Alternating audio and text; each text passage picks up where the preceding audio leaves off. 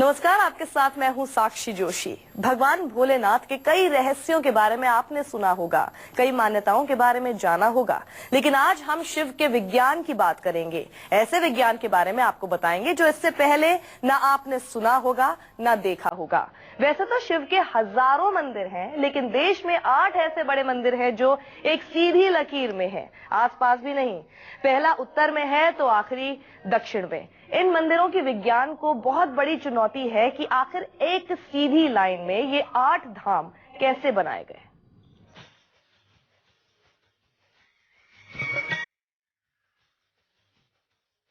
उत्तराखंड में भोले का धाम केदारनाथ,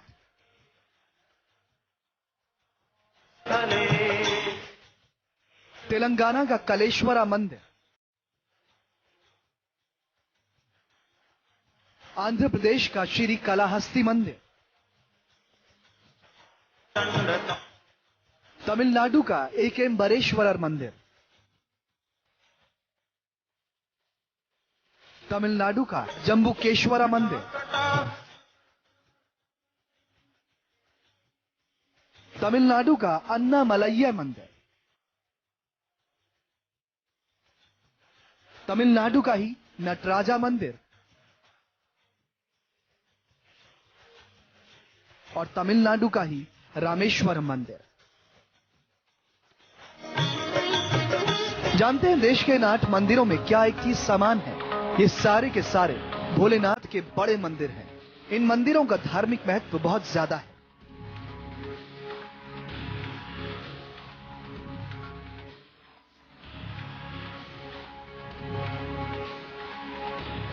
लेकिन आज हम आपको भोलेनाथ के इन 8 मंदिरों से जुड़ा एक ऐसा रहस्य बताएंगे जो आज तक आपने ना सुना होगा ना देखा होगा।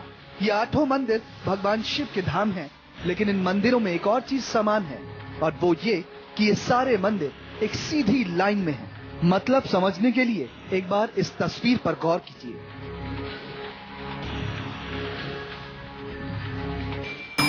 भोले के 8 मंदिर और 8 के 8 मंदिर सीधी एक लकीर में। ये सीधी लकीर सिर्फ दिखने की नहीं है, ये सारे मंदिर एक ही लॉन्गिट्यूड यानी देशांतर रेखा पर पड़ते हैं, 79 डिग्रीज ईस्ट। 79 degree east. क्या ये महज एक इत्तेफाक है या इसके पीछे कोई विज्ञान है? शिव का विज्ञान।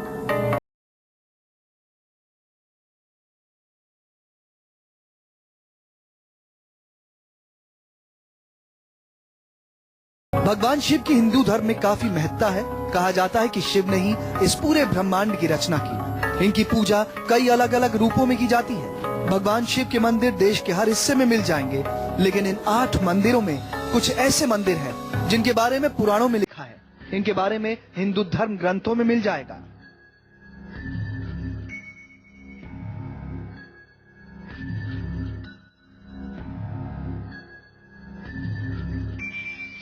केदारनाथ से रामेश्वरम तक भोले के इन 8 मंदिरों का बड़ा धार्मिक महत्व है, लेकिन मान्यताओं से अलग इन मंदिरों में खास बात है कि एक सीधी रेखा में है। सबसे ऊपर केदारनाथ मंदिर जो उत्तराखंड में पड़ता है, उसके बाद तेलंगाना का कलेश्वरा मंदिर, फिर आंध्र प्रदेश का श्री एकेम्बरेश्वरर मंदिर, इसके बाद तमिलनाडु का जम्बुकेश्वरा मंदिर, फिर तमिलनाडु का ही अन्नामलैया मंदिर, फिर नटराजा मंदिर।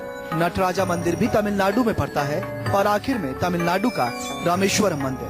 और जब इन सबको मिलाएंगे तो सामने आती है एक अद्भुत तस्वीर। ये सारे मंदिर एक सीधी लकीर में हैं। कोई तो बहुत बड़ा साइंस रहा होगा, किसी ने एग्जैक्ट उसी लॉन्गिट्यूड पे जाके उसी स्ट्रेट लाइन में इन टेम्पल्स को बनाया। आप देख सकते हो कि ये कैसे स्ट्रेट लाइन मैप पे आती है। तो ये कोई बहुत ही वैज्ञानिक नॉलेज का विषय हो सकता है। धरती के भौगोलिक आधार पर बने इन मंदिरों में से 5 मंदिर ऐसे हैं जिनका महत्व पंच तत्व पर आधारित है। थिरुवन्नीकवल का जम्बुकेश्वरा मंदिर जल को दर्शाता है। श्री कालाहाटी का कालाहस्ती मंदिर हवा का प्रतीक माना जाता है। कांचीपुरम का एकेम्बरेश्वरर मंदिर धरती को दर्शाता है। चिदम्बरम का नटराजा मंदिर आकाश को दर्शाता है। तिरुवन्नामलई का अन्नामलैयर मंदिर आग का प्रतीक माना जाता है। तिरुवन्नामलाई ये यहाँ पे अग्नि से संबंधित होता है, दीप प्रज्वलन होता है दीपावली के आसपास। इसका मतलब यहाँ से अग्नि की शक्ति प्रज्वलित होती है। कालहस्ती जो एक मंदिर है वो वायु प्रधान मंदिर है। वायु से संबंधित जितनी भी चीजें होती हैं या जो भी एनर्जीज हैं या शक्तियां हैं वो वहाँ पे वायु से संबंधित कालहस्ती में होता है। तो क्या ये माना जाए कि सारे मंदिर बहुत सोच समझकर बनाए गए, विज्ञान को ध्यान में रखकर इन मंदिरों का निर्माण हुआ? लेकिन क्या हजारों साल पहले भी विज्ञान था? अगर नहीं तो क्या इन मंदिरों को बिना भूगोल, बिना सैटेलाइट इतनी बारीकी से एक सीधी लाइन में बनाया जा सकता है? आखिर शिव और विज्ञान का क्या संबंध है? शिवांग माथुर, न्यूज़ 24। भगवान शिव के मंदिरों को लेकर एक बहुत बड़ा राज है जो आज हम आपको बताने जा रहे हैं। राज पर क्या कहता है विज्ञान, ये भी हम आपको बताएंगे, लेकिन सबसे पहले एक बड़ी बात हम आपको दिखाते हैं।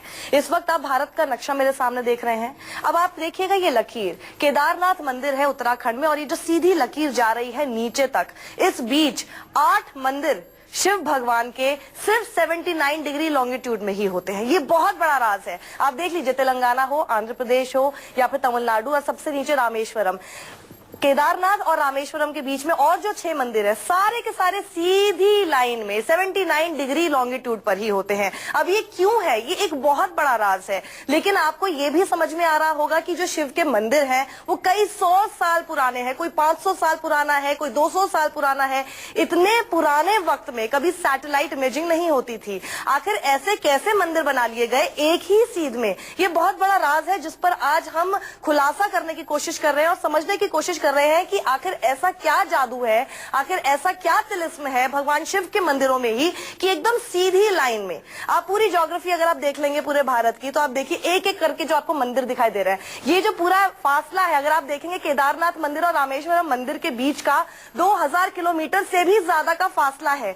इसमें बिना किसी सैटेलाइट टेक्नोलॉजी के कोई कैसे एग्जैक्ट उसी लॉन्गिट्यूड पर किसी मंदिर को बना सकता है ये बहुत बड़ी बात जिसको आज हम समझने की कोशिश कर रहे हैं कि ऐसा भगवान शिव के मंदिरों के साथ ही क्यों है। और कई अलग अलग तरीके के मंदिर हैं। आपने वैष्णो देवी देखा होगा, आपने माँ दुर्गा के जो मंदिर देखे, सबको लेकर अलग अलग कहानियां हैं। लेकिन इस शिव मंदिर को लेकर सीधी लकीर में ऐसी कौन सी कहानी है, ऐसा कौन सा राज है, ऐसा कौन सा तिलिस्म छुपा है जो सिर्फ अभी हमें समझ में नहीं आ रहा, लेकिन इतने सैकड़ों साल पहले भी कैसे कर लिया गया। विज्ञान उस पर कुछ अलग बात कहता है, हम अलग तरीके से उसको समझने की कोशिश कर रहे हैं, धर्म उसमें कुछ और बात कहता है। लेकिन क्या वजह है? एक बहुत बड़ी वजह जो कि बताई जा रही है वो ये है कि पंच तत्व, इसमें जो 5 मंदिर हैं वो पंच तत्वों से बने हुए हैं, जिसमें कि आपकी पृथ्वी है, जल है, वायु है, स्पेस है, अग्नि है। इन सभी को ध्यान में रखते हुए ये मंदिर इस तरह से बनाए गए हैं। और ये बताया जाता है कि जो पंच तत्व होते हैं ये 79 डिग्री,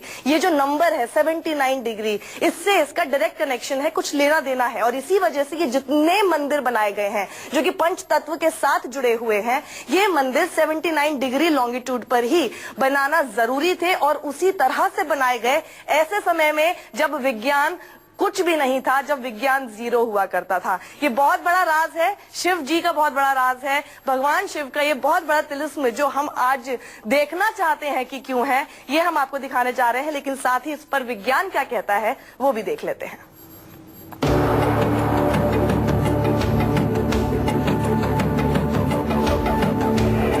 विज्ञान को चुनौती देती हुई मंदिरों की एक अद्भुत रेखा, शिव मंदिरों की एक ऐसी लाइन जो सबको सोचने पर मजबूर कर देती है। आज से 1000 साल पहले बने ये मंदिर एक सीधी रेखा पर बनाए गए हैं। ये 8 मंदिर उस वक्त बनाए गए जब दुनिया इतनी विकसित नहीं थी कि उनके पास सैटेलाइट हो और न ही पृथ्वी पर इतनी दूरी नापने की कोई मशीन। फिर इन मंदिरों की सीधी रेखा का रहस्य क्या है?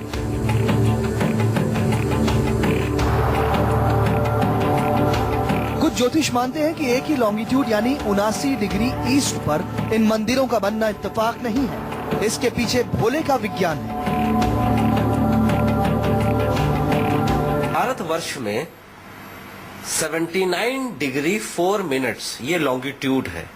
इस लॉन्गिट्यूड के ऊपर पंचभूत एनर्जीज का जमावड़ा और उसके हिसाब से मैग्नेटिक फील्ड पाई गई, देखी गई और वैदिक एरा में इसको नोट किया गया।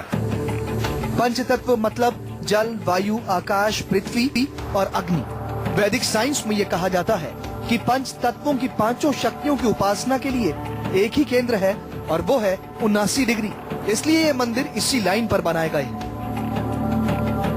वैदिक साइंस के हिसाब से ये मानते हुए कि इस पूरा ब्रह्मांड का जो केंद्र है इस पृथ्वी के ऊपर, वहां पे भारतवर्ष में 79.4 डिग्री लॉन्गिट्यूड के ऊपर ये क्षिति जल पावक गगन समीर इसका एक बैलेंस है।